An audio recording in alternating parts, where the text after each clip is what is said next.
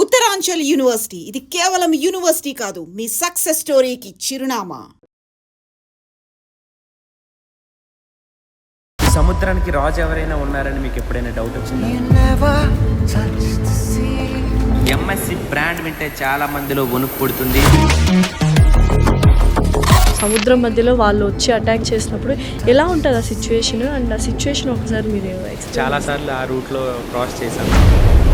రీసెంట్గా మా మాతో ఉండే ఫ్రెండే చనిపోయాడు అనమాట, గ్యాస్ ప్రాబ్లం వల్ల. లాస్ట్ ఇయర్ ఇంకొక అబ్బాయి సముద్రంలో పడి చనిపోయాడు. ఎందుకు? బట్ ఇక్కడ రెండు థింగ్స్ అది డిఫరెంట్ అనమాట. మర్చెంట్ నేవీ అండ్ నేవీ అనేది డిఫరెంట్. అలాంటి జాబ్ని ఎందుకు చూస్ చేసుకున్నారు మీరు? విలేజ్లో ఉన్న 1000 మెంబర్స్ ఉన్నారనుకో, అందరు ఇవే జాబ్స్ అనమాట. సముద్రంలో పని చేయడమే చాలా రిస్క్ కదా, శాలరీస్ చాలా హైలీ పెయిడ్ ఉంటాయని విన్నాను. ఎలాంటి శాలరీస్ ఉంటాయి, మాకేమైనా ఫిగర్స్ చెప్పగలరా? పర్ మంత్ 10 lakhs నుంచి 20 lakhs వరకు వచ్చే ఛాన్స్ ఉంటుంది. స్టార్టింగ్ 30,000 వచ్చేదా? 30,000. ఇప్పుడు ఎంత? ఇప్పుడు అసలు ఇంటికి ఎంత ఫ్రీక్వెంట్గా వస్తారు? 10 months 11 months అలానే వస్తాయి. ముందు ఎప్పుడు దించారనమాట. మళ్ళీ రిటర్న్ వచ్చిన తర్వాత ఎన్ని మంత్స్ మీకు ఆఫ్ అనేది ఉంటుంది? 3 months ఆఫ్ ఉంటుంది. ఆఫ్లో శాలరీ ఉండదు. అవునా? ఇంత టఫెస్ట్ జాబ్, రిస్క్ జాబ్లో మీరు కంటెంట్ క్రియేషన్ ఎక్కడి నుంచి ఐడియా వచ్చింది, అది ఎలా స్టార్ట్ అయింది? షిప్లో ట్రావెల్ చేస్తున్నప్పుడు, ఫ్లైట్ మీద వెళ్తున్నప్పుడు ఇవన్నీ తీస్తూ ఉంటా. కానీ మాకు ఇంటర్నెట్ ఉంటుంది కదా, వీడియోస్ ఎలా అప్లోడ్ చేస్తారు, నెట్వర్క్ ఎక్కడి నుంచి ఎలా అప్లోడ్ చేస్తున్నారు? నిజంగానే చాలా మంది కమెంట్స్ చేస్తున్నారు. వీడియోస్ పెట్టాను కూడా దాని గురించి. అప్పటికి కూడా ఇప్పటికీ అదే డౌట్ చాలా మందికి.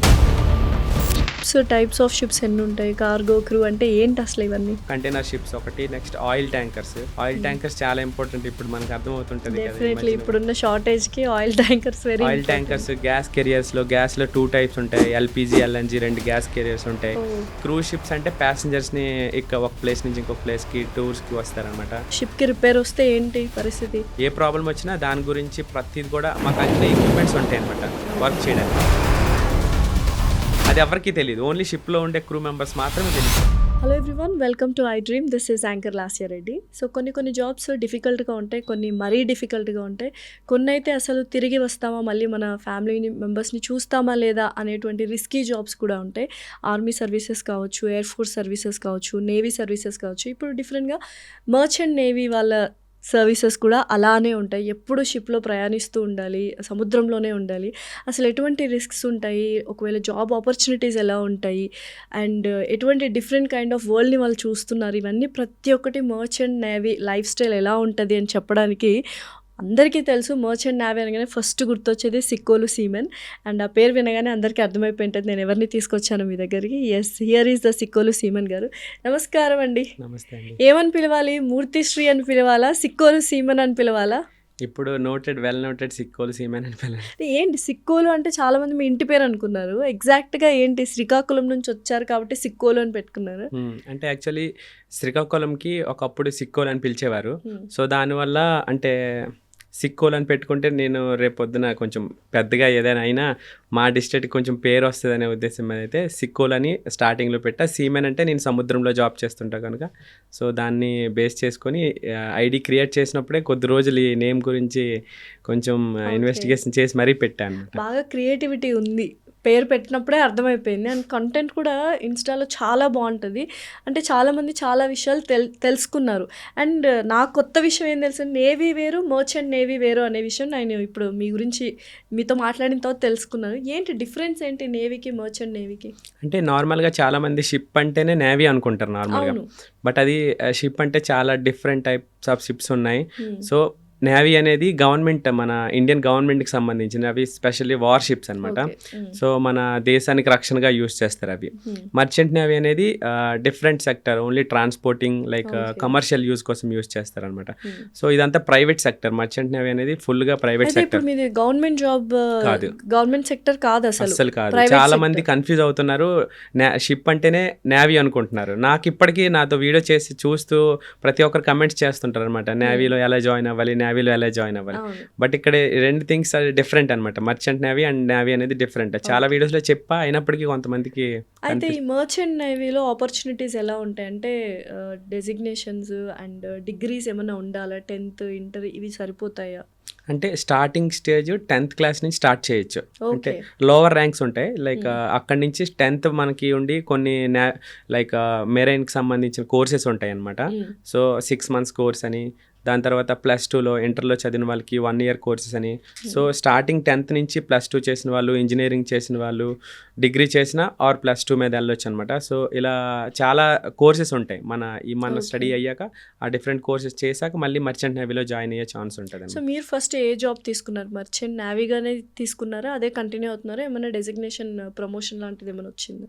అంటే మాకు నార్మల్గా నేను వెళ్ళింది 10th బేస్ మీద అనమాట. నేను అప్పుడు 2012లో 10th అయ్యాక ఇంటర్ అయ్యాక వెంటనే 10th బేస్ మీద వెళ్ళాను అప్పుడు. ఓకే. సో 10th బేస్ పై వెళ్ళి 6 months గోవాలో కోర్స్ చేసిన నేను. 6 months మెరైన్ కోర్సు. ఆ 10th క్లాస్ మీద అయ్యే కోర్సెస్ చాలా ఇన్స్టిట్యూట్స్ ఉన్నాయి ఇండియాలో. ఒక 40+ ఇన్స్టిట్యూట్స్ ఉంటాయి. సో నేను వెళ్ళిన ఇన్స్టిట్యూట్లో జాబ్ అనేది ష్యూరిటీగా దొరుకుతుంది అనమాట. ఓకే. సో ప్లేస్మెంట్స్ లాగా అది నెంబర్ 1 ఇన్స్టిట్యూట్ అంటే ఇండియాలో. సో అందులో నేను ఎగ్జామ్ రాసి మరీ వెళ్ళా, దొరికింది. అక్కడే జాబ్ కూడా అక్కడే నాకు దొరికిపోయింది అనమాట. 2012లో నేను ట్రైనింగ్ చేశా. సో అప్పుడే జాబ్ దొరికిపోయింది. దాని తర్వాత మాకు షిప్లో లోవర్ ర్యాంక్లో ఫస్ట్ స్టార్టింగ్ వెళ్తాం. అలా అలా మా ఎక్స్పీరియన్స్ తర్వాత కొన్ని సర్టిఫికేట్స్లో ఎక్స్పీరియన్స్ తర్వాత కొన్ని సర్టిఫికేట్స్ మనం చదువుకోవాలి, కొన్ని కోర్సెస్ చదవాలి, చదివినవి ఉంటాయి. ఆర్ చదవకుండా కూడా మన ఎక్స్పీరియన్స్తో కొన్ని సర్టిఫికేట్స్ ఇవ్వడం జరుగుతుంది. దాన్ని మనం హయ్యర్ ర్యాంక్ అలా వెళ్తూ ఉండొచ్చు. బట్ అలానే మాకు ఇంకా ఫర్దర్గా ఇంకా పైకి వెళ్ళాలన్నా ఇంకా కోర్సెస్ ఉంటాయి, చేసుకుంటూ వెళ్ళొచ్చు అనమాట ఎక్స్పీరియన్స్ తర్వాత. ఓకే. మర్చెంట్ నేవీ సముద్రంలో పని చేయడమే చాలా రిస్క్ కదా. శాలరీస్ చాలా హైలీ పెయిడ్ ఉంటాయని విన్నాను. ఎలాంటి శాలరీస్ ఉంటాయి? మాకేమైనా ఫిగర్స్ చెప్పగలరా? అంటే హై శాలరీస్ ఉంటాయి. అందరికీ గుర్తొచ్చేది మర్చెంట్ నేవీ అంటే ఎక్కువగా హై శాలరీస్ ఉంటాయని తెలుసు. బట్ ఆ లైఫ్ కూడా అంతే టఫ్ ఉంటుంది, అందువల్ల అంత హై శాలరీస్ ఇస్తారు. స్టార్టింగ్ అంటే లోవర్ ర్యాంక్ నుంచి వెళ్తే మినిమం 30,000, అంటే జస్ట్ అప్పుడే జాయిన్ అయిన వాళ్ళకి, 10th పాస్ అయిన వాళ్ళకి మర్చెంట్ నేవీలో జాబ్ తెచ్చుకుంటే 30,000 ఉంటుంది మినిమం. ఓకే. 30,000 అంటే వాళ్ళు వెళ్ళే షిప్ కంపెనీ అలా డిపెండ్ అయి ఉంటుంది. కొంతమంది ఇంకా తక్కువ కూడా వెళ్ళే ఛాన్స్ ఉంటుంది. అది స్టార్టింగ్. తర్వాత కొద్ది రోజుల ఎక్స్పీరియన్స్ తర్వాత మాకు కొంత ర్యాంక్స్ ఉంటాయి. ఆ ర్యాంక్స్ మనం వెళ్ళామనుకో మినిమం 1 lakh అనేది ఖచ్చితంగా ఉంటుంది అనమాట. సో అంటే విత్ ఇన్ షార్ట్ పీరియడ్ లో మనము ట్రాన్సిషన్ అనేది చూస్తాం, వేగంగా చూడొచ్చు, హైక్ చాలా వేగంగా చూడొచ్చు. బట్ అలానే హయ్యర్ ర్యాంక్ ఏదైతే ఉందో ఆఫీసర్స్ లో కెప్టెన్ ఉంటారు, చీఫ్ ఇంజనీర్ ఉంటారు, వాళ్ళకి పర్ మంత్ 10 lakhs నుంచి 20 lakhs వరకు వచ్చే ఛాన్స్ ఉంటుంది పర్ మంత్. 10 lakhs నుంచి 20 lakhs అంటే నావిగేషన్ ఆఫీసర్ లైక్ కెప్టెన్ అంట, షిప్ కెప్టెన్, అలాగే చీఫ్ ఇంజనీర్ అంటే వాళ్ళిద్దరికి సేమ్ సాలరీస్ ఉంటాయి, హయ్యర్ ర్యాంక్ అనమాట వాళ్ళవి. అయితే ఒక్కసారి మీరు వెళ్తే షిప్ లోకి మీ జాబ్ ఎన్ని డేస్ అక్కడ హోల్డ్ అయిపోతారు? రిటర్న్ ఎప్పుడు వస్తారో? అసలు ఇంటికి ఎంత ఫ్రీక్వెంట్ గా వస్తారు? మంత్లీ ఉండదు అసలు, ఫ్రీక్వెన్సీ ఉండదు అసలు. ఫ్రీక్వెన్సీ చాలా దూరంగా ఉంటాం. ఓకే. లైక్ మేము వన్స్ మాకు అగ్రిమెంట్స్ మీద వెళ్తాం అనమాట. 9 months ఉంటాయి, 6 months కాంట్రాక్ట్ బేసిస్ ఉంటాయి. సో వన్స్ మేము షిప్లోకి ఎక్కాక 9 months తర్వాతనే వస్తామన్నమాట. 9 months అని చెప్తారు మాకు. ఆల్వేస్ మనం ప్లస్లోనే ఉంటాం అనమాట. 10 months 11 months అలానే వస్తాయి, ముందు ఎప్పుడు దించారనమాట. 10 months ట్రావెల్ చేస్తారు మీరు షిప్లోనే. మళ్ళీ రిటర్న్ వచ్చిన తర్వాత ఎన్ని మంత్స్ మీకు ఆఫ్ అనేది ఉంటుంది? మాకు 3 months ఆఫ్ ఉంటుంది. ఆఫ్లో శాలరీ ఉండదు. అవునా? 3 months ఉండొచ్చు, 1 year మీరున్న శాలరీ అనేది ఉండదు కాబట్టి మీరు ఎన్ని నెలలైనా ఉండొచ్చు. బట్ అది చాలా అన్యాయం అనిపిస్తుంది. మరి అంతే, కష్టమే కదా, కొంచెం కష్టమే. ఎందుకంటే ఇప్పుడు 1 year ఉండిపోయానుకో అసలు నీకు శాలరీ ఇన్కమ్ అనేది ఉండదు. మళ్ళీ వెళ్తేనే అక్కడ ఉన్నప్పుడే శాలరీస్ అనేవి వస్తాయి అనమాట. 10 months అంటే చాలా ఎక్కువ పీరియడ్. యూజువల్గా కమ్యూనికేషన్ కానీ, సముద్రంలో నెట్ ఉండదు, సిమ్ ఉండదు, ఏముండదు, ఓన్లీ శాటిలైట్సే. ఒకప్పట్లో మీరు జాయిన్ అయినప్పుడు అస్సలు చాలా అరుదుగా ఉండేది. ఎలా ఉండేది కమ్యూనికేషన్ ఇంట్లో వాళ్ళతో? నేను జాయిన్ అయినప్పుడు అయితే పూర్తిగా ఇంటర్నెట్ అనేది అసలు లేదనమాట, అసలు ఫెసిలిటీ లేదు. మాకు కాల్స్ ఉండే నార్మల్గా షిప్లోనే శాటిలైట్ కాల్ ఉంటుంది. దాన్ని మేము కొనుక్కోవాలన్నమాట. లైక్ $20 $30 అని కొనుక్కోవాలి. సో అవి కూడా ఒక 17 minutes 15 minutes అంతే దొరుకుతుంది. ఆ ఫోన్ మాట్లాడినప్పుడు కూడా మనం ఇటు నుంచి హలో అన్నాం అనుకో, వాళ్ళు విన్నాకే మళ్ళీ రిటర్న్ అలా ఉంటుంది అనమాట. డైరెక్ట్ గా మనం మాట్లాడుతున్నప్పుడు అలా రాదు, టాకీ వాకీలో మాట్లాడినట్టు ఉండాలి. మనం మాట్లాడేది అయిపోయిన తర్వాత వాళ్ళు మాట్లాడి విన్న తర్వాత మళ్ళీ మనం అలాంటి టైప్ ఫోన్ కాల్స్ ఉండేవి అప్పుడు వెంటనే మినిట్స్ కూడా అయిపోతుంటాయి. జస్ట్ బాగున్నామా చెప్పడానికే ఉండేది. అలా జస్ట్ ఇక్కడ సేఫ్ గా ఉన్నామనే తెలియాలంటే జస్ట్ ఆ కాల్స్తో చేసేవాళ్ళం. నెక్స్ట్ కొన్ని కంట్రీస్ వెళ్ళినప్పుడు అక్కడ లోకల్లో సిమ్ కార్డ్స్ అనేవి మాకు సెల్ చేస్తారనమాట. ఆ పోర్ట్ దగ్గర ఉన్న వాళ్ళు వచ్చేసి ఎక్స్ట్రా మనీ కోసం తీసుకొని అవి పే చేసుకుంటాం, అలా యూజ్ చేసేవాళ్ళం అనమాట. ఇప్పుడు ఈ మధ్య కాలంలో ఇంటర్నెట్ కొంచెం కొన్ని కంపెనీలు ప్రొవైడ్ చేస్తున్నాయి మంచిగా. సో దాంట్లో అయితే శాటిలైట్ ద్వారా యూజ్ చేస్తాం. కొన్ని కంపెనీలు కూడా పే చేసి మేము కొనుక్కోవాలన్నమాట. లైక్ తక్కువ ఎంబీ ఇస్తారు, బట్ పే చేయాలి ఎక్కువ పే అన్నమాట. చేయాలి. అంటే వాయిస్ కాల్ మాత్రమేనా? ఎప్పుడైనా చూడాలని 10 నెలలు ఇంట్లో వాళ్ళని చూడకుండా ఉండడం అంటే చాలా డిఫికల్ట్. ఇప్పుడు విదేశాల్లో ఉన్న వాళ్ళకి ఈజీ యాక్సెస్ ఉంటది. వీడియో కాల్ చేసుకుంటారు. అట్లా వీడియో కాల్ ఆప్షన్స్ ఉన్నాయా? బట్ వెరీ కాస్ట్లీ అని ఎవరు చేయరా? అంటే కొంతమంది అంటే లైక్ మాట్లాడకుండా కంట్రోల్లో ఉంటారు. ఎందుకంటే ఇంత మనం కష్టపడడానికి వచ్చాం, ఈ అమౌంట్ ఎలా వేస్ట్ చేయడం ఎందుకని ఆలోచించి కొంతమంది కొనరు, బట్ కొంతమంది కొనే ఛాన్స్ ఉంటుంది. సో డైలీ కూడా మాట్లాడాలని ఉంటుంది కదా, పేరెంట్స్ని ఫ్యామిలీస్ని మిస్ అవుతుంటారు కాబట్టి ఈ టైంలో, అది ముందైతే అసలు ఆ ఛాన్సే లేదు. ఓన్లీ జస్ట్ వాయిస్ కాల్తోనే చాలా హ్యాపీగా ఫీల్ అయ్యే వాళ్ళు ఉండేవాళ్ళు. బట్ ఇప్పుడు శాటిలైట్ ద్వారా కొంచెం మంచిగా ఉందన్నమాట. చాలా ఈజీ లైఫ్ అనిపిస్తుంది కొంచెం. హాలిడేస్ నుంచి ఇంకా జాబ్కి వెళ్ళేటప్పుడు ఎలా ఉంటుంది ఫీల్? అంటే ఇంకా మనం వస్తామా రామా అన్న థాట్సే ఎక్కువగా ఉంటాయి. It is very risky, very dangerous కదా. అసలు ఆ జాబ్, అలాంటి జాబ్ని ఎందుకు చూస్ చేసుకున్నారు మీరు? మర్చెంట్ నేవీగా ఎందుకు అంటే చూస్ ఇప్పుడు చెప్తే మీరు షాక్ చేసుకోవాలనిపించింది? అవుతారు. మా విలేజ్లో ఉన్న 1000 మెంబర్స్ ఉన్నారనుకో, అందరు ఇవే జాబ్స్ అనమాట. అంటే మా గ్రాండ్ ఫాదర్స్ నుంచి ఇవే జాబ్స్ చేస్తున్నారు. అంటే 1000 మంది ఉంటే మీ గ్రామంలో ఆల్మోస్ట్ అందరూ అందరు ఇవే జాబ్స్, ఇంకే డిపార్ట్మెంట్కి వెళ్ళరు. అంటే మాది సముద్రం ఏరియాలో ఉంటాయి విలేజెస్. సో ఆ చుట్టుపక్కల ఉన్న అన్ని విలేజెస్ కూడా ఇవే జాబ్స్ శ్రీకాకుళం జిల్లాలో. శ్రీకాకుళం జిల్లాలో. బట్ కష్టం అనిపించదు? కొంతమంది వెళ్ళిన వాళ్ళు వెనక్కి రాని సందర్భాలు కూడా ఉంటాయి కదా, అలాంటి సిచ్యువేషన్స్ కూడా చూసుంటారు. అలాంటి సిచ్యువేషన్స్ ఏమైనా షేర్ చేసుకుంటారా మాతో? అంటే చాలానే జరిగాయి. రీసెంట్లీ మా ఫ్రెండ్స్ కూడా కొన్నిసార్లు, అంటే మా ఫ్రెండ్స్ రీసెంట్గా మాతో తిరిగే వాళ్ళే చనిపోయారు కూడా షిప్లో. అంటే చిన్న చిన్న మిస్టేక్స్ వల్ల. అక్కడ వర్కింగ్ అట్మాస్ఫియర్ చాలా క్రిటికల్గా ఉంటుంది కొన్నిసార్లు. లైక్ అక్కడ అంటే కార్గో ట్రాన్స్పోర్టేషన్ జరుగుతుంటాయి కదా, కెమికల్స్ కూడా కొన్నిసార్లు క్యారీ చేస్తుంటారు, డిఫరెంట్ కార్గోస్ చేస్తుంటారు. ఆర్ ఇఫ్ ఇన్ కేస్ ఏదైనా జరిగినప్పుడు వెంటనే మనం అంటే ల్యాండ్కి రీచ్ అవ్వలేము. హాస్పిటల్ ఉండదు అనమాట, హాస్పిటల్ అనేది ఉండదు. జస్ట్ జనరల్గా చిన్న హాస్పిటల్ ఉంటుంది, జస్ట్ బేసిక్ అంటే లైక్ బేసిక్ మెడికల్ ఫెసిలిటీస్ ఉంటాయి, అంతే. ఫస్ట్ ఎయిడ్ లాగా అనుకోండి. అన్నీ ఉంటాయి, బట్ డాక్టర్ ఉంటారు అక్కడ. సో డాక్టర్ లేకపోవడం వల్ల కెప్టెన్, నావిగేషన్ ఆఫీసర్స్ ఏమో జస్ట్ బేసిక్ నాలెడ్జ్ కోర్సెస్ ఉంటాయి, వాళ్ళు నేర్చుకుంటారు. ఆ బేసిస్పై మెడిసిన్ ఇవ్వడం, బట్ ఎక్కువ క్రిటికల్ అయితే చేయలేమన్నమాట. అట్లాంటప్పుడు అంటే ఒక్కొక్కసారి 10 months ట్రావెలింగ్ కాబట్టి ఏదో ఒక సందర్భంలో ఎవరికో ఒకరికి చాలా క్రిటికల్ అవుతుంటుంది. లేకపోతే ఇమీడియట్గా డయేరియా కావచ్చు, సిక్నెస్ కావచ్చు, ఇలా ఎక్స్ట్రీమ్కి వెళ్ళిపోతుంటుంది. ఆ టైంలో ఎలా చేస్తారు డాక్టర్ లేకపోతే? ఇంకంతేనా, వాళ్ళ ప్రాణాలు అలా వదిలేయడమేనా? అలా లేదు, అంటే అయ్యే ఛాన్స్ ఉన్నప్పుడు ఎప్పుడైతే పోర్ట్కి దగ్గరగా ఉంటుందో అక్కడి నుంచి హెలికాప్టర్ సర్వీసెస్ తీసుకుంటారనమాట. ఓకే. సో కొంచెం దగ్గరగా షిప్ని ల్యాండ్కి దగ్గరగా తీసుకెళ్ళి అక్కడ వాళ్ళని దింపడానికి ట్రై చేస్తారనమాట. ఓకే. సో మీ శాలరీ ఎంత అడగొచ్చా? అడగండి, పర్లేదు. ఎన్ని ఇయర్స్ అయింది మీరు మర్చెంట్ నేవీగా స్టార్ట్ అయ్యి? 2000? అంటే ట్రైనింగ్ అయింది 2012లో, ఓకే. షిప్ జాయిన్ అయ్యాను 2014లో. ఓకే. 14 నుంచి ఇప్పుడు 24 అంటే 12 ఇయర్స్ అయిపోయింది ఆల్మోస్ట్. మధ్యలో చాలా గ్యాప్ కూడా, అంటే నేను అంటే ఎక్కువ రోజులు వెళ్ళకపోవడం, కోవిడ్ టైంలో ఒక 2 years ఉండిపోయాను. ఓకే. సో చాలా టైమ్స్ అంటే నేను ఎక్కువగా ల్యాండ్లో ఉండడం ట్రై చేస్తుంటా. అప్పట్లో మీకు స్టార్టింగ్ 30,000 వచ్చేదా? స్టార్టింగ్లో ఒక 30,000 ఇప్పుడు ఉండే, ఎంత? ఇప్పుడు 1.5 అలా దొరుకుతుంది. 1.5 అలా దొరుకుతుందా? అంటే నాకు ఇంకా హయ్యర్కి వెళ్ళే ఛాన్స్ ఉంది ఎగ్జామ్స్ రాస్తే, దాని గురించి ట్రై చేస్తున్నా. ఓకే. అసలు ఈ మధ్యలో ఇంత టఫెస్ట్ జాబ్, రిస్క్ జాబ్లో మీరు కంటెంట్ క్రియేషన్ ఎక్కడి నుంచి ఐడియా వచ్చింది? అది ఎలా స్టార్ట్ అయింది అసలు? అంటే కంటెంట్ క్రియేషన్ నాకు ఒక ప్యాషన్ అనమాట. నేను ఎప్పటి నుంచో వీడియోస్ తీస్తున్నా. అంటే లైక్ ఎప్పుడు షిప్లో ట్రావెల్ చేస్తున్నప్పుడు, ఫ్లైట్ మీద వెళ్తున్నప్పుడు ఇవన్నీ తీస్తూ ఉంటా. కానీ మాకు ఇంటర్నెట్ ఉంటుంది కదా, అది మెయిన్ ప్రాబ్లం. నేను కోవిడ్కి ముందు నుంచే వీడియోస్ తీస్తుంటా. అలా చూడడం ఒక కొద్ది రోజుల తర్వాత డెలీట్ చేసి అలా అయిపోతుండేది. బట్ నేను ఒక 2 years అవుతుంది. 2 years ముందు మాకు ఒక షిప్ అనేది యూరోప్లోనే తిరిగేది. ఎవ్రీ 2 days పోర్ట్ వచ్చేది. సో దానివల్ల నేనేం చేశానంటే, ఈ సిమ్స్ అనేవి ఉంటాయి కదా నార్మల్గా, ఈ సిమ్స్ ద్వారా ఇటలీ ఆ కంట్రీస్ దగ్గర తిరిగేవి. ఆ సిమ్స్ కొనుక్కొని ఇంటర్నెట్ అనేది నేను వేసుకుని ఈ వీడియోస్ అప్పుడు తీయడం స్టార్ట్ చేశాను. ఓకే. నాకు అదే డౌట్, అసలు అక్కడ నెట్ ఇష్యూస్ ఉంటాయి, ఏముండవు. ఇక్కడే ఒక్కొక్కసారి ఇన్స్టాలో ఒక రీల్ అప్లోడ్ చేయాలంటే తలా తునకలు అవుతూ ఉంటాము. ఎలా అప్లోడ్ చేస్తారు? చాలా మందికి అది వీడియోస్ కన్ఫ్యూజ్ అవుతుంటారు, వీడియోస్ ఎలా అప్లోడ్ చేస్తారు, నెట్వర్క్ ఎక్కడి నుంచి ఎలా వస్తుంది, అప్లోడ్ చేస్తున్నారు? అది నిజంగా మెయిన్. అంటే చాలా మంది కమెంట్స్ చేస్తున్నారు, వీడియోస్ పెట్టాను కూడా దాని గురించి. అప్పటికి కూడా ఇప్పటికీ అదే డౌట్ చాలా మందికి. సో వీడియోస్ అనేది షిప్లో శాటిలైట్ అనేది పెడతారనమాట. సో శాటిలైట్ నుంచి సిగ్నల్స్ తీసుకుంటుంది, తర్వాత షిప్లో రోటర్స్ పెట్టుకుంటారు నార్మల్గా.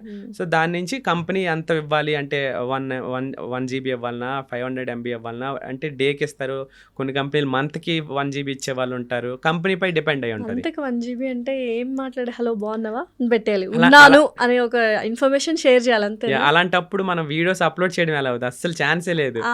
ఒకవేళ మనకు ప్యాషన్ ఉన్నా మనకు అసలు అక్కడ ఈ ఫెసిలిటీస్ ఉండవు కదా. ఫెసిలిటీస్ ఉండవు. సో అలా పెట్టడానికి కుదిరేది కాదు. బట్ లాస్ట్ 2 years ముందు ఆ షిప్ నాకు చాలా అంటే హెల్ప్ అయింది అనమాట ఈ కంటెంట్ క్రియేషన్ లో రావడానికి. ఇప్పుడు నేను కార్గో షిప్స్ నుంచి క్రూజ్ షిప్స్కి వెళ్ళిపోయా. అక్కడ ఇంటర్నెట్ ఫెసిలిటీస్ చాలా ఉన్నాయి అనమాట.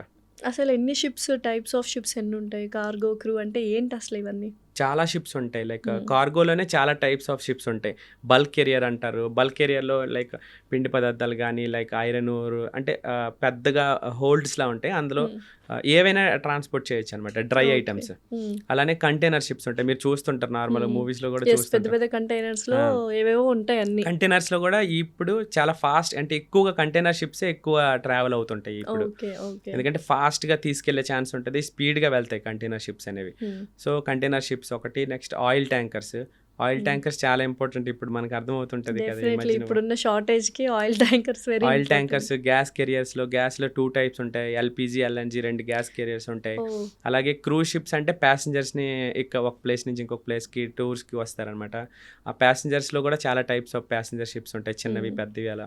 బట్ వెరీ డేంజరస్ కదా ఇలాంటి డేంజరస్ ఫ్యూయల్స్ని ట్రావెల్ చేస్తున్నప్పుడు. ఎంత సేఫ్టీ మెజర్స్ కానీ ఇవి ఎలా చూస్తారు అంటే మెటీరియల్స్ మీరు అన్నారు ఫ్యూయల్ ఇవన్నీ గ్యాస్ ఇవన్నీ ఒక్క చిన్నగా ఏదైనా ఒక రాంగ్ మిస్టేక్ చేసినా షిప్ మొత్తం పేలిపోద్ది కదా. సో ఎలాంటి సేఫ్టీ మెజర్స్ ఉంటాయి, ఎంత స్ట్రిక్ట్గా మీరు ఆ ప్రికాషన్స్ అన్నీ అవి ఉంటాయి మీకు? అంటే నార్మల్గా మాకు ఈ ట్రైనింగ్స్ అనేవి ఉంటాయి కదా, మనం నార్మల్ స్టడీ అయ్యాక ఎప్పుడైతే ట్రైనింగ్కి వెళ్తామో ఆ ట్రైనింగ్లో మాకు ఈ సేఫ్టీ అనేది ఫస్ట్ నేర్పించేది సేఫ్టీ గురించి. షిప్లో ఎలా సర్వైవ్ అవ్వాలి, ఎమర్జెన్సీ అయినప్పుడు ఏం తీసుకోవాలి ప్రికాషన్స్, దానికి ముందు ఏం తీసుకోవాలి, ప్రతిది కూడాను సేఫ్టీ మీదే మాకు ఇది చేస్తారనమాట ట్రైనింగ్. సో ఆయిల్ ట్యాంకర్లో వెళ్ళినప్పుడు దానికి స్పెషలైజ్డ్ కోర్స్ ఉంటుంది అనమాట. ఇవి కాకుండా స్పెషలైజ్డ్ కోర్స్ మళ్ళీ దాని గురించి చేస్తారు. ఆయిల్ ఎలా మనం ప్రికాషన్స్ తీసుకోవాలి, ఫైర్ అవ్వకుండా ఎలా తీసుకోవాలి, ఇలాంటి చాలా మెజర్స్ అవన్నీ నేర్పిస్తారు ఆ కోర్సులో. సో ఆ కోర్స్ అయ్యాక పాస్ అయినాకే ఆ షిప్లోకి మనం వెళ్ళడానికి పర్మిషన్ దొరుకుతుంది అలాంటి షిప్లోకి. సో దాని గురించి మనకు ముందుగానే మనకి ఏంటది తెలుస్తుంది కదా దాని గురించి. అంటే ఏ సేఫ్టీ మనం ఏం తీసుకోవాలి, ఏ వర్క్ చేసినప్పుడు కోర్సులో మాకు నేర్పిస్తారు, ప్రాక్టికల్గా కూడా నేర్పిస్తారు. సో అంటే మాకు నార్మల్గా అంటే మల్టీ టాలెంటెడ్ అనుకోవాలి షిప్లో చేసేవాళ్ళు. ఎందుకంటే సేఫ్టీ గురించి తెలుసుకుంటారు, మెడికల్ ఏదైనా ప్రాబ్లం వచ్చినా అది కూడా మాకు మెడికల్ కోర్స్ కూడా చేస్తాం అనమాట మేము. సో దాన్ని లైక్ CPR ఉంటాయి కదా, అవి కూడా చేయడానికి కూడా మెడికల్ కోర్సెస్ ఉంటాయి. ఎలా సర్వైవ్ అవ్వాలి, ఆర్ మనం ఇంకొకరిని ఎలా బ్రతికించాలి, ఇన్ కేసు మనం సేఫ్గా ఉండి వాళ్ళని ఎలా బ్రతికించాలి, ఇవన్నీ కూడా మాకు కోర్సెస్. కంపల్సరీ స్విమ్మింగ్ వచ్చి ఉండాలా ఫస్ట్ క్రైటీరియా అదేనా? అంటే స్విమ్మింగ్ వచ్చా? వచ్చి నాకు, బట్ కంపల్సరీ అని లేదు, బట్ ఉండాలి స్విమ్మింగ్ అనేది రావాలి. స్విమ్మింగ్ లేకపోతే మనం ఎలా ప్రొటెక్ట్ చేసుకోగలము. ఓకే, ఇప్పుడు గూడ్స్ ఇవన్నీ మాట్లాడుకున్నాం కదా. సో చాలా వరకు ఇల్లీగల్ యాక్టివిటీస్ అయినా స్మగుల్డ్ గూడ్స్ అయినా ఎక్కువ పోర్ట్ ఏరియాస్లో షిప్స్లోనే ఎక్కువగా ఇల్లీగల్ యాక్టివిటీస్ జరుగుతున్నాయని వింటూ ఉంటాము. సినిమాలో చూపించినట్టుగా రియల్ లైఫ్లో కూడా కొన్ని న్యూసెస్ విన్నాము. నిజంగానే అలాంటివి ఉంటాయి ఎక్కువగా, స్మగుల్డ్ గూడ్స్ కానీ వేరే కంట్రీ నుంచి ఇంకో కంట్రీకి తీసుకెళ్ళడం కానీ ఇవన్నీ? అంటే సినిమాలో చూపించేటట్టయితే అక్కడ ఉండదు క్లియర్గా నార్మల్గా. ఇప్పుడు మనం అంటే సినిమాల గురించి చెప్పకూడదు, మళ్ళీ వేరేగా ఉంటుంది. బట్ సినిమాలో చూపించినట్టు అన్నీ ఇక్కడ జరగవు. ఎందుకంటే ఇక్కడ కస్టమ్ క్లియరెన్స్ అనేవి ఉంటాయి. ఈవెన్ మేము కూడా బయటికి వెళ్ళాలన్నా మాకు వెరిఫికేషన్ ఉండాలి, అంటే లైక్ పాసెస్ ఉండాలి బయటికి వెళ్ళాలంటే. అలాంటిది గూడ్స్ వచ్చినప్పుడు కూడా దానికి సీల్స్ అన్నీ వేసి ఉంటాయి. సో ప్రతిది కూడా కస్టమ్స్ ఉంటాయి, కస్టమ్ ఆఫీసర్స్ ఉంటారు. ప్రతి కంట్రీకి కూడా వాళ్ళ కస్టమ్స్ ఉంటాయి, వాళ్ళు చెక్ చేసుకుంటారు అనమాట. చెక్ చేసే పంపిస్తారు. గూడ్స్ అనేది చాలా రేర్గా జరిగే ఛాన్స్ ఉంటుంది, బట్ అది అక్కడ కస్టమ్ ఆఫీసర్స్ వాళ్ళు అవ్వచ్చు ఆర్ సంథింగ్ ఎలా ఇల్లీగల్గా పంపించే, బట్ చాలా తక్కువ సినిమాలో చూపించినంత అయితే ఉండదు అనమాట. ఓకే, సో ఈ మర్చెంట్ నేవీ డిపార్ట్మెంట్, ఈ మర్చెంట్ నేవీ వర్క్స్ షిప్స్ ఇటు అటు ఆ దేశం నుంచి ఈ దేశంకి రాకపోకలు లేకుండా అసలు మర్చెంట్ నేవీ డిపార్ట్మెంటే లేకపోతే కొన్ని దేశాలే సర్వైవ్ అవ్వవు, ఇంక్లూడింగ్ ఇండియా అని విన్నాను. అది ఎంతవరకు వాస్తవం? మరి ఎందుకు సర్వైవ్ అవ్వలేవు? అంటే ఎందుకు సర్వైవ్ అవ్వదంటే రీసెంట్గా మీరు స్ట్రైట్ ఆఫ్ హార్మోజ్ అనే ఏరియాలో వార్ క్లోజ్ చేస్తారు, మీరు వినే ఉంటారు, చాలా మంది విన్నారు. ఇంతకుముందు దాని గురించి ఎవరికీ తెలియదు. ఈ వార్ సమయంలో తెలిసింది. అది కూడా మన కంట్రీ గురించి మాట్లాడుకుంటే గ్యాస్ కొరత వచ్చిందని తెలిసింది కదా. సో అందరూ గ్యాస్ ఇప్పుడు మనకి వేగంగా వచ్చేది ఇప్పుడు రావడం లేదు. దానికి కారణం షిప్స్. షిప్స్. చాలా మందికి షిప్స్ గురించి తెలియదు కూడా. అంటే షిప్స్ అనేవి మనం అంటే షిప్స్ ఉంటే మనం ఎంత ఈజీగా సర్వైవ్ అవ్వగలం అనేది తెలియదు. ఇప్పుడు మా నిత్యావసరాలన్నీ చాలా వరకు షిప్స్ నుంచే ట్రావెల్ అయ్యి దేశాలు తిరిగి మా దగ్గరికి వస్తున్నాయి. ఖచ్చితంగా. ఏంటి ఫర్ ఇప్పుడు ఎగ్జాంపుల్ మనం గ్యాస్? మాట్లాడుతున్నాము, ఇప్పుడు కెమెరాస్ వీడియో తీస్తున్నారు, ఇవన్నీ కూడా వేరే దేశం నుంచి ఏదో ఒక ఐటమ్ వస్తూనే ఉంది. అది ఎలా వస్తుంది? ఫ్లైట్స్ ద్వారా తేవడం చాలా కష్టం, ఎక్స్పెన్సివ్ అయిపోతాయి, ఎక్స్పెన్సివ్ అయిపోతాయి, ఎక్కువ మోతాదులో తేలేరు వాళ్ళు. కరెక్ట్. సో ఇప్పుడు షిప్స్ అనేది ఎక్కువ మోతాదులో తెస్తారు, తక్కువ ఖర్చుతో తెస్తారు అన్నమాట. తెస్తారు. మేము అక్కడ యూజ్ చేసే ఆయిల్ కూడా చాలా లో అనమాట, చాలా అంటే చాలా లో కాస్ట్ అనమాట. సో దానివల్ల ఏంటంటే షిప్స్లో ఈ ట్రాన్స్పోర్ట్ అనేది ఈజీ అవుతుంది. నెక్స్ట్ ప్రతి కంట్రీ కూడా ఏదో ఒక వస్తువు అనేది వేరే దేశం నుంచి రావాల్సి వస్తుంది. అంటే సొంత వస్తువులతో మనం సర్వైవ్ అవ్వాలంటే కొద్ది రోజులే సర్వైవ్, లేదంటే పాత రోజుల్లో ఉండాల్సి వస్తుంది. బార్టర్ సిస్టమ్ లాగా పాత రోజుల్లో ఎలా ఉండే, ఇప్పుడు అలవాటైన రోజుల్లో బ్రతకలేము. అందువల్ల మన దేశం కొన్ని ఉన్నాయి చాలా ఐటమ్ మనం సర్వైవ్ అవ్వగలం. కానీ కొన్ని దేశాలకైతే కంప్లీట్ వేరే దేశాల మీద ఆధారపడి ఉన్నారు. సో వేరే దేశాల మీద ఆధారపడినప్పుడు షిప్సే దానికి మెయిన్ రూట్ అనమాట. ఇప్పుడు ఆ స్ట్రైట్ ఆఫ్ హార్మోజ్ అనేది క్లోజ్ చేసినందుకు చాలా దేశాలు చాలా ఇబ్బందులు పడ్డాయి. అక్కడ షిప్లో జాబ్ చేసేవాళ్ళు వచ్చేవాళ్ళు, నెక్స్ట్ వేరే కంట్రీకి ఐటమ్స్ వెళ్ళకపోవడం, ఇలా చాలా ఇబ్బందులు అనమాట. ఓకే. ఇప్పుడు మొన్న వార్ జరిగింది, ఇరాన్ ఇజ్రాయెల్ యుఎస్ వార్ జరిగినప్పుడు చాలా షిప్స్ మీరే చాలా వీడియోస్లో రీల్స్లో పెట్టారు, పేలిపోవడము, ఫైర్ యాక్సిడెంట్స్ జరగడం, ఇవన్నీ చూశారు. ఎంత రిస్కీగా ఉంటుంది ఇలాంటి వార్ సిచ్యువేషన్స్ వచ్చినప్పుడు. గవర్నమెంట్ వాళ్ళంటే నేవీ డిపార్ట్మెంట్ కాబట్టి they will take care of it, అన్నీ ఉంటాయి. మీ ప్రైవేట్ వాళ్ళు అండ్ ప్రైవేట్ ఓనర్స్ ఎవరైతే ఉన్నారో వాళ్ళు మీకు ఎంతవరకు సేఫ్టీగా ఉంటారు, ప్రికాషనరీగా తీసుకుంటారు, ఇంకా రిస్క్ చేసి వెళ్ళిపోవడమేనా ఈ వార్ సిచ్యువేషన్స్లో? అంటే మెయిన్ మన రిస్క్ అనమాట. షిప్లో జాయిన్ అవ్వడం అంటే రిస్క్తోనే జాయిన్ అవ్వాలి. ఫస్ట్ థింగ్ రిస్క్, తర్వాతే మనం ఏదైనా. సో శాలరీ ఇవన్నీ ఆలోచిస్తారు. ఫస్ట్ థింగ్ రిస్క్ అనమాట, రిస్క్ తర్వాతే శాలరీ ఏదైనా. సో దానివల్ల ఎక్కువ శాలరీస్ వచ్చే ఛాన్స్ ఉంటుంది. అలాగే ఇప్పుడు కంపెనీ గురించి అంటున్నారు కదా, కంపెనీస్ అనేవి కొన్ని పెద్ద కంపెనీస్ ఉంటాయి. ఓనర్ ఎంత రిస్క్ అయినా అంటే లైక్ వీళ్ళని సేవ్ చేయాలని ఒక థాట్తో ఉంటారు అనమాట పెద్ద ఓనర్స్. చిన్న ఓనర్స్ అనేది వాళ్ళు ఆల్రెడీ ఫైనాన్షియలీ డౌన్ అయిపోయినప్పుడు వాళ్ళు హెల్ప్ చేయలేరు. సో అలాంటప్పుడు మనం చూస్ చేసుకునే కంపెనీ డిపెండ్ అయి ఉంటుంది. అలాగే ఇన్ కేస్ ఏదైనా ప్రాబ్లం వచ్చినప్పుడు సముద్రంలో అక్కడ దగ్గరలో ఉండే ఏ కంట్రీ అయినా ఖచ్చితంగా సపోర్ట్ చేయాలన్నమాట వాళ్ళకి. అంటే లైక్ అక్కడ కూడా నేవీ వాళ్ళు, లైక్ కోస్ట్ గార్డ్స్ అనే వాళ్ళు ఎవరో ఒకరు వాళ్ళని ఖచ్చితంగా హెల్ప్ చేయాలన్నమాట. అది అంటే ఆ ఇండస్ట్రీలో ఉండే రూల్స్ అనమాట అవి. సో ఖచ్చితంగా దగ్గరలో ఉండే వాళ్ళు వచ్చి హెల్ప్ చేయాలి. ఈ మధ్యకాలంలో మన తెలుగు వాళ్ళే చాలా మంది షిప్స్లో ఉన్నప్పుడు కూడాను అక్కడ బాంబ్స్ వేసే ఛాన్సెస్ ఉన్నాయి. మా శ్రీకాకుళంలో ఉండే వాళ్ళు ఒక 4 మెంబర్స్ కూడా ఇలానే జరిగిందనమాట. బట్ ఫైనల్లీ వాళ్ళందరూ సేఫ్. బట్ అదే షిప్ వాళ్ళ ఏ షిప్ మీద పడ్డాదో ఆ షిప్లో అంటే మిసైల్స్ అనేవి వేశారనమాట. ఆ షిప్లో వేసినా కూడా వాళ్ళు బతికి మళ్ళీ దే కేమ్ బ్యాక్. వాళ్ళు పక్కనే దూకి అంటే స్విమ్మింగ్ చేసుకుంటూ పక్కన చిన్న బోట్స్ ఉన్నాయన్నమాట. లైక్ చిన్న బోట్స్ ఉన్నప్పుడు అక్కడికి వెళ్ళి వాళ్ళు ఇరాన్లోనే మళ్ళీ ఇరాన్ గవర్నమెంటే చూసుకొని మళ్ళీ పంపించింది. సో అవి స్ట్రిక్ట్ గా ఫాలో అవుతారు. ఒక కంట్రీకి పడకపోయినా ఈ port rules and regulation. Even మీరు ఇప్పుడు రీసెంట్ గా చూస్తే పాకిస్తాన్ కూడా ఒక మన ఇండియన్ షిప్ కి సేవ్ చేశారనమాట వాళ్ళు. అంటే అది సిచ్యువేషన్ అంటే పూర్తిగా తెలీదు. పాకిస్తాన్ షిప్ అనేది వాళ్ళ ఆర్మీ కోస్ట్ గార్డ్స్ మన ఇండియన్ క్రూ ఉన్నారు అందులో, వాళ్ళని సేవ్ చేశారు. అక్కడ ఏదో ప్రాబ్లం వచ్చింది ఆ షిప్కి. సో ఇలానే కాదు, ఏ కంట్రీ అయినా ఆ దగ్గరలో ఉండే, ఇప్పుడు మా కంట్రీ షిప్ కాదని అలా చేయడానికి లేదు. అక్కడ దగ్గర ఉన్న ఏ షిప్స్ అయినా చేయాల్సి ఖచ్చితంగా. సినిమాల్లోనే చూసాం పైరేట్స్ అనే వాళ్ళు ఉంటారు అని, నిజ జీవితంలో కూడా ఉన్నారు. అండ్ ఎస్పెషలీ సొమాలియా లాంటి ఏరియాస్లో షిప్ క్రాస్ అయినప్పుడు వాళ్ళు వచ్చి గన్స్ చూపించి బెదిరించి ఈ కైండ్ ఆఫ్ థింగ్స్ కూడా ఉన్నాయి. అసలు మనం రోడ్డు మీదనో ఎక్కడో అన్నా ఉంటే ఏదైనా హెల్ప్, సముద్రం మధ్యలో వాళ్ళు వచ్చి అటాక్ చేసినప్పుడు ఎలా ఉంటుంది ఆ సిచ్యువేషన్? అండ్ ఆ సిచ్యువేషన్ ఒకసారి మీరు అది చాలా టెరిబుల్ అని చెప్పాలి. అలాంటివంటే అసలు మేము అంటే ఊహించలేము. మేము కొన్నిసార్లు నేను చాలా సార్లు ఆ రూట్లో క్రాస్ చేసాం. అలాంటి సిచ్యువేషన్ ఏమైనా ఎదురైందా మీకు? కానీ అంటే నాకు ఎదురైంది, బట్ డైరెక్ట్ అటాక్ అవ్వలేదు. నేను ఒక కంటైనర్ షిప్ లో చేస్తున్నా, CMA అనే షిప్ చాలా పెద్దగా ఉంటది అనమాట. సో వాళ్ళు పెద్ద షిప్ లో ఎక్కలేరు. చిన్న అంటే షిప్స్ టైప్స్లో కూడా కొన్ని ఏంటంటే వాటర్లో ఎక్కువ ఉంటాయి కొన్ని షిప్స్ బయట ఎక్కువ ఉంటాయి. సో అంటే ఎక్కడానికి కూడా కష్టంగా ఉంటుంది అనమాట. దాన్ని డ్రాఫ్ట్ ఉంటుంది దాని ప్రకారంగా. సో వాళ్ళు ఎక్కడానికి కుదరదు. మేము వర్క్ చేస్తున్నప్పుడు పక్క నుంచినే వాళ్ళు బోట్ ఒకటి వచ్చింది, ఫస్ట్ స్ట్రైట్గా వచ్చింది, ఇలా వచ్చి తర్వాత ఇటువైపు తిరిగింది. ఇలా తిరిగి మేము అప్పటికే బయట చేస్తుంటే మేము పైన బ్రిడ్జ్కి ఇన్ఫామ్ చేసాం, అంటే నావిగేషన్ ఆఫీసర్కి ఇన్ఫామ్ చేసాం, ఇలా బోటు సస్పెక్టెడ్ బోట్ అని చెప్పి ఇన్ఫామ్ చేసాం. సో అప్పటికే వాళ్ళు బైనోక్యులర్స్తో చూస్తున్నారనమాట. చూసినప్పుడు ఈ బోట్ వచ్చి ఫ్రంట్ నుంచి వెళ్ళిపోయింది అనమాట. అంటే అసలు అటాక్ చేయలేదు, ఏం చేయలేదు. అంటే నా లైఫ్లో అది ఒక్కటే జరిగింది. బట్ మేము అలా క్రాస్ చేస్తుంటాం. క్రాస్ చేసినప్పుడు స్పెషల్గా కొంతమందిని హైర్ చేస్తారనమాట కంపెనీ, ఆర్మ్ గార్డ్స్ అంటారు, రిటైర్డ్ ఆర్మీ వాళ్ళు ఉంటారు కదా, వాళ్ళందరేమో వీళ్ళకి ఒక పొజిషన్ ఉంటుంది, వాళ్ళు గన్స్ పట్టుకొని మా షిప్లో ఉంటారనమాట. ఒక 5 days ట్రావెల్ చేస్తారు. ఆ ఏరియాలో వెళ్ళినప్పుడు ఆ ఆర్మ్ గార్డ్స్ అనే వాళ్ళు కంప్లీట్ వాచ్ చేస్తారనమాట. ఏవైనా సస్పెక్టెడ్ బోట్స్ వచ్చినా వాళ్ళకి అంటే సిగ్నల్స్ ఇవ్వడం కానీ, వీళ్ళు ఉన్నారని వాళ్ళకి కూడా తెలిసిపోతుంది. అంత వాళ్ళు అడ్వాన్స్ లెవెల్లో ఉన్నారు ఆ పైరట్స్ కూడాను. ఫలానా షిప్లో ఆర్మ్ గార్డ్స్ ఉన్నారు, ఈ షిప్లో లేరు, ఆ షిప్లో ఉన్న షిప్లోకి వీళ్ళు వెళ్ళరు, ముందే తెలిసిపోద్ది. అది ఎలా తెలుస్తుంది? బ్యాక్గ్రౌండ్ చెక్ చేసుకొని అలవాటు అయిపోయింటది వాళ్ళకి. అంటే వాళ్ళకి ఎక్కడి నుంచి ఇన్ఫర్మేషన్, చంపేస్తారా? గన్స్ ఇవన్నీ ఉంటాయి. వాళ్ళు మెయిన్ చంపడానికి రారు, అంటే వాళ్ళు గూడ్స్ తీసుకోవడానికి వస్తారు. గూడ్స్ కూడా కాదు, అంటే ఓనర్ నుంచి మనీ డిమాండ్ చేస్తారనమాట.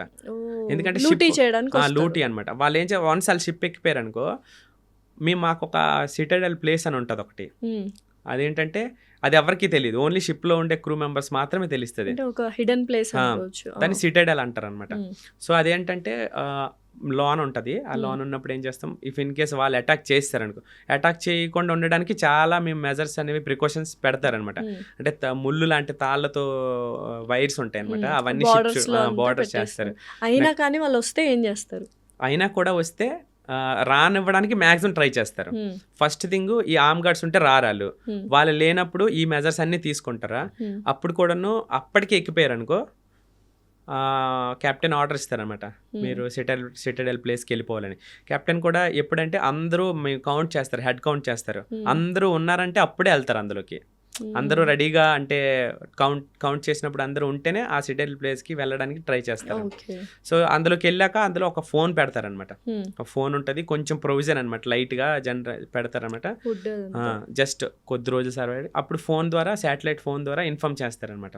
ఎక్కడ కంపెనీకి ఇన్ఫార్మ్ చేస్తే ఫర్దర్గా వాళ్ళు నేవీ వాళ్ళకి పంపించడం కానీ వాళ్ళ ప్రికాషన్స్ వాళ్ళు తీసుకుంటారు. బట్ అంతవరకు వాళ్ళకి తెలియకుండా అలాగే ఇంజిన్స్ అనేవి స్టాప్ చేసేస్తారు. లైట్స్ ఉంటాయి కదా, జనరేటర్స్ ఉంటాయి, అవన్నీ స్టాప్ చేసి అందులోకి వెళ్ళి మేము హైడ్ అయిపోతాం. మీరు అక్కడ హైడ్ అయినప్పుడు వీళ్ళు ఏం చేస్తుంటారు? వీళ్ళకంటే ఆ ప్లేస్ తెలియదు కదా. ఓకే, సో వీళ్ళు వెయిట్ చేస్తుంటారా మీరు బయటకు రావడం? వీళ్ళు ఎత్తుకుతుంటారు అక్కడ, వీళ్ళ దగ్గర లైట్స్ కూడా ఉండవు అప్పుడు. అంటే మన దగ్గర ఇది కూడా